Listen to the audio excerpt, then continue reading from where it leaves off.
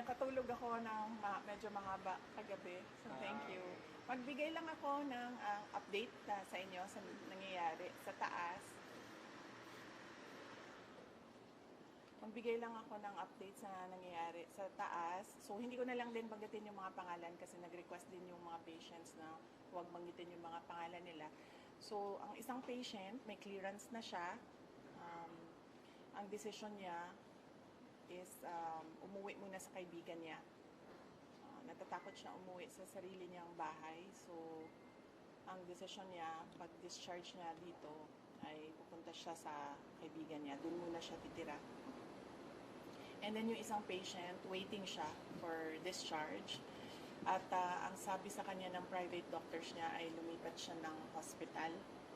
So, yun yung gagawin para sa kanya. Dahil po, bakit po lumipat ng hospital?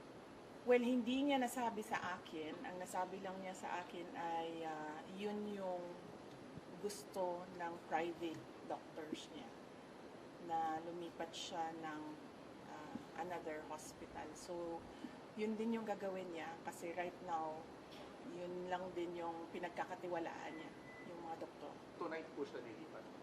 Nag-aantay siya na kanyang discharge and clearance. Yung contempt order kay Atty. Zaraika Lopez, dapat po matatapos yung today. Ano pong balitan? Na-extend po ba or hindi na, nag-lapse na? Malamang siguro wala na yon kasi nag-aantay na lang yung lawyer dito sa taas ng clearance from all the offices concerned. So, likely baka considered as nag-lapse na yon. But ang gusto lang talaga ng lawyer is merong document na nagsasabi na cleared na siya.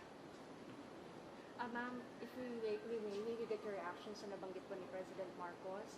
Ang sinabi niya, ma'am, kinonfirm niya po yung kumalat na text message na nakalagay na in the larger scheme of things, Sara is an unimportant, so please do not file impeachment complaints. What are your thoughts? Pinigil or stop in a way? Hindi naman ako mag-comment sa mga remarks ni President Marcos. But sorry, may nakalimutan ako na update sa taas. Gustong ipaabot nung dalawang patients ang pagpapasalamat niya sa inyo, sa media, kasi binantayan niyo daw sila at hindi niyo sila iniwanan. And gusto din nilang magpasalamat sa mga doctors and lahat ng healthcare professionals na tumulong sa kanila. And of course, sa mga lawyers din na nag-assist sa kanila all throughout the crisis. So, isa din yun sa mga message nila galing sa taas. Salamat daw sa inyong lahat. At dahil daw may clearance na, pwede na rin daw, cleared na rin daw kayo from them na umalis or iwanan sila dito. Isa sa kanila lalabas sa today? Sure. Ang isa, nakaalis na. Oo, nakaalis na yung isa. Nila. Ang isa na lang yung nag-aantay ng clearance. Possible din po lumabas today? Possible din po ma-discharge? Well, hopeful sila na merong ganon na mangyayari today. Pero I think meron ng assurance ang lawyers na mangyayari yon ang kanyang clearance and discharge today. So, nagpapasalamat. Kaya nagpadala na rin siya ng pagpapasalamat dito sa media, sa inyong lahat, sa pagbabantay, pagtulong at pagprotekta sa kanila. Sorry, NBI investigation, December 11. Pupunta po kayo?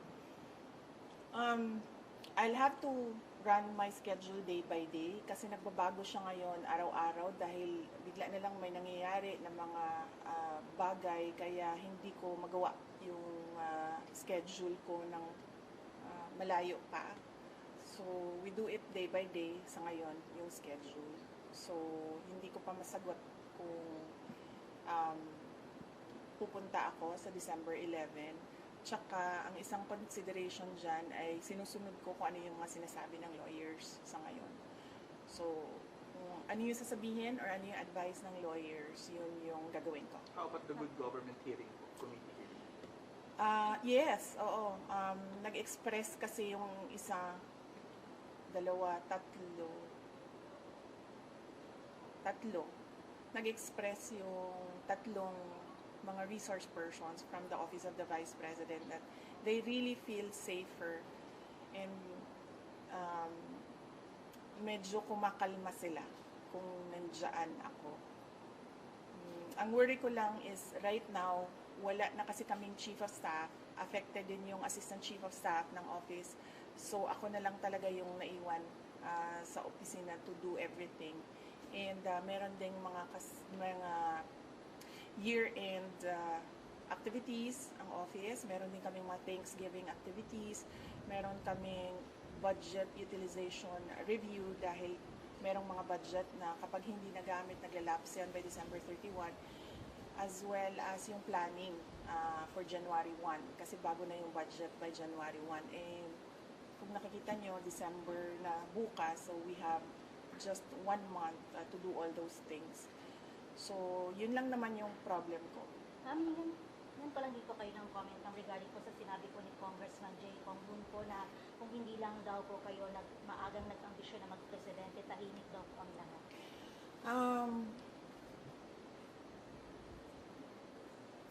Unang-una, the presidency of 2022 was mine already. Nanalo na ako sa surveys, lahat ng tao solid na, united na for my candidacy.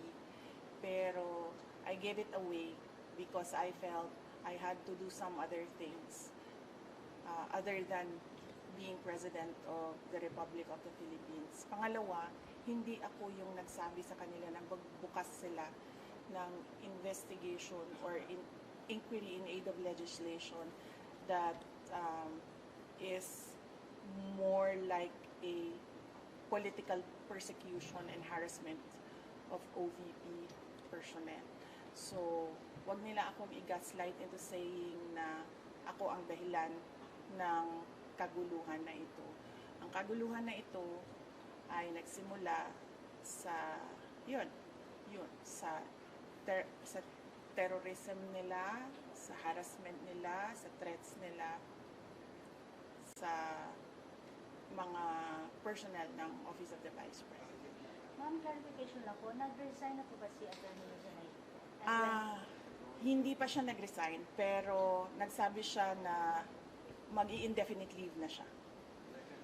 So, once ma-cleared siya dito, she will file an indefinite leave from the Office of the Vice President. Ang sabi ng Presidente, never say never kung mag-reconcile kayo na dalawa.